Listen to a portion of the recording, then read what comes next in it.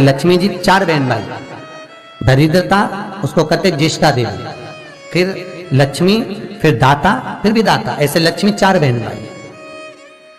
लक्ष्मी का विवाह और दरिद्रता का विवाह एक साथ हुआ, इनका दुसा मुनि के साथ, उनका विष्णु जी के साथ विवाह हो गया, चले गए। लक्ष्मी को लेकर नारायण स्वर्ग की ओर, बैकुंठ की ओर चले, और दुसा मुनि दरिद्रता को लेकर चले। जैसे ही अपने आश्रम में प्रवेश करने लगे तो दरवाजे पर ही दरिद्रता देवी को अंदर यज्ञ हो रहा था, पूजन हो रही थी, उसकी सुगंध उसको प्राप्त हो गई। प्राप्त हुई तो वो भागी, 1 मिनट ना रुकी और दौड़ कर गई और पीपल के वृक्ष के नीचे बैठ गई दरिद्रता देवी। जब पीपल के पेड़ के नीचे दरिद्रता बैठ गई, दुसा मुनि ने कहा चलती क्यों नहीं हो अंदर? मैं नहीं जा सकती, पहले यज्ञ बंद करवा, पूजन बंद। दरिद्रता कहती है मैं वहां रहती हूं जहां पूजन नहीं होती, मैं वहां रहती हूं जहां दिया नहीं जलाया जाता। दरिद्रता कहती है मैं वहां रहती हूं जहां पर पूजन पाठ अनुष्ठान यज्ञ पूजन कुछ ना हो, वहां ये दरिद्रता रहती। बंद करवा। दुसा मुनि बोले ये तो कभी बंद नहीं होगा, तो कह मैं जाऊंगी नहीं, पीपल के पेड़ के नीचे बैठी। दुसा मुनि के मन में आ गया, बताओ मेरी पत्नी मेरे घर में नहीं रहो, पीपल के नीचे रहे तो अच्छा लगेगा। दुसा मुनि गए दुर्वासा बाबा के पास पूछने के लिए। इतने में लक्ष्मी जी नारायण से बोली प्रभु मेरी बहन से मिले बहुत दिन हो गए, चलो जरा मिलकर आए।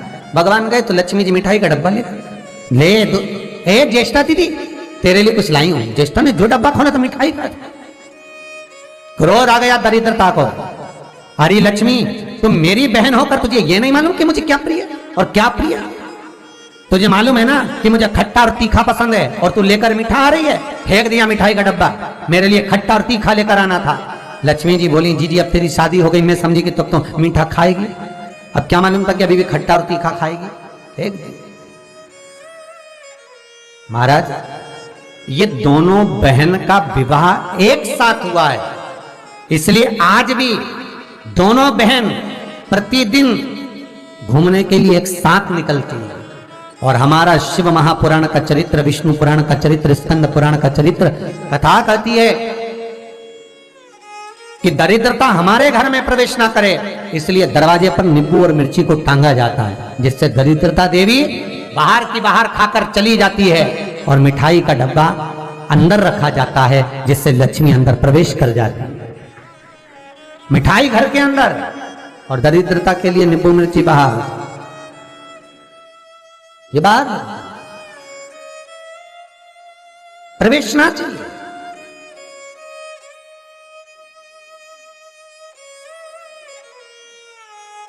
ये अंदर नहीं आना चाहिए, दरिद्रता बाहर रहे, बाहर।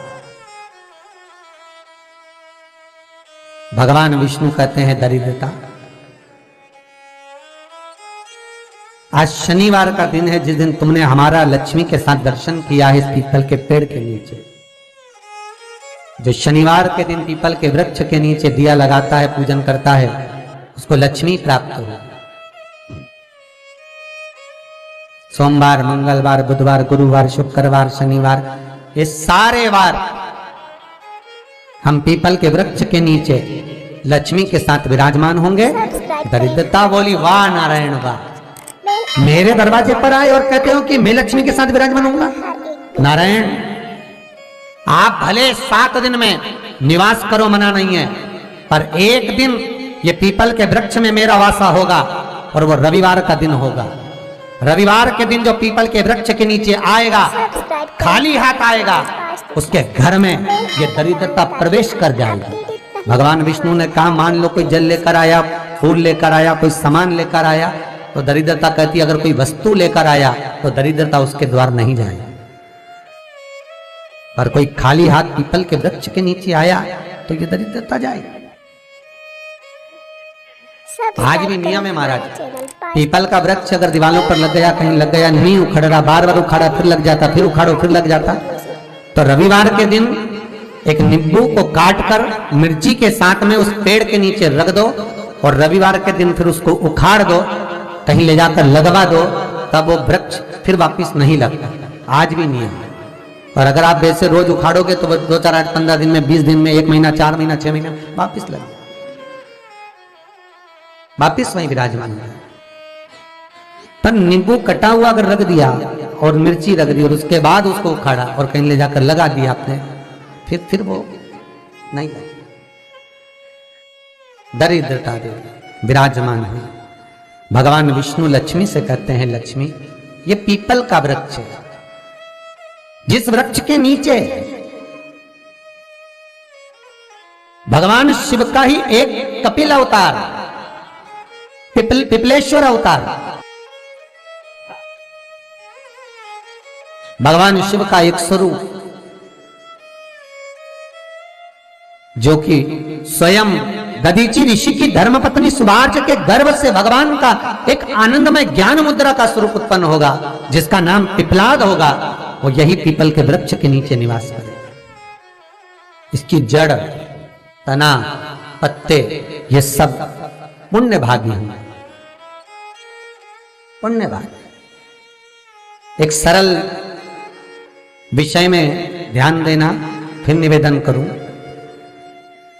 कई माताएं कहती है, गुरुजी हमने सफेद आंकड़े की जड़ बांधी और मान लो संतान हुई, और कई ऐसी हैं जिन्होंने बांधी और तो नहीं हुई है, तो उसके लिए भी ध्यान रखिएगा। 18 साल हो जाए, 17 साल हो जाए, 10 साल हो जाए, 12 साल हो जाए और घर में बच्चा नहीं है, संतान नहीं है, तो प्रयास करना सफेद आंकड़े की जड़ को लेना, तुमरुका जी का नाम लेकर 21 बार शिवलिंग पे से घुमाना, रजस्वला धर्म के 7वें दिन कमर पर बांध लेना और उसी दिन से एक पीपल का पत्ता मंगवाना, शंकर भगवान पर चढ़वाना और पीपल के पत्ते को गौ माता के दूध में उसको उकलवाना। ठीक है, उकलवाकर ठंडा करवाकर पत्ते को बाहर ठंडा करने में डाल देना। दूध जब ठंडा हो जाए हथेली पर उस गिलास को रखना और भगवान शिव का तुमरुका जी का नाम लेकर उसको पीना चालू कर देना। लगभग 8 दिन 15 दिन उस दूध का पान कर कर फिर विश्राम करें। महाराज संतान की प्राप्ति अवश्य होगी, संतान अवश्य प्राप्त होगी। पीपल के वृक्ष में स्वयं मेरे भगवान शिव आनंद वास निवास करते हैं। बाबा भोलेनाथ स्वतः निवास कर रहे हैं। केवल एक पीपल के वृक्ष में कितना सुंदर लिखा है पद्म पुराण में कि 52,000 ब्राह्मण का एक साथ निवास पीपल के वृक्ष में होता है। एक साथ 52,000 ब्राह्मण का एक साथ निवास पीपल के वृक्ष में है। और महाराज वट वृक्ष में भगवान ब्रह्मा का तो निवास है ही, पर वट वृक्ष में योगनियों का निवास भी है। जैसे नीम के वृक्ष में भी योगनियों का निवास होता है, वट वृक्ष में भी। ये दो पेड़ जो ऐसे होते हैं, नीम का पेड़ और बड़ का पेड़, ये कहीं पर भी लगे हो, इसके पास में से आप जब निकल कर जाएंगे तो आपको थोड़ा सा मन में हल्का सा भय सा लगेगा। दो वृक्ष से, एक नीम का एक बड़ का, बट वृक्ष बड़ का पेड़ और नीम का पेड़। जब बड़ वृक्ष के साथ में पास में से आप निकल कर जाएंगे, या अंधेरा है या शाम का समय, आप बड़ वृक्ष के करीब में से निकल कर जा रहे हैं, तो थोड़ा सा मन में एक सा लगेगा जैसे कोई बैठा है, कोई देख रहा है। सब्सक्राइब करें हमारा भगवान शिव का बेल आइकन दबाएं, महाराज अपडेटेड रहें हमारे हर एक वीडियो। फिर निवेदन करा, आगे जो चरित्र कहा बाबा का,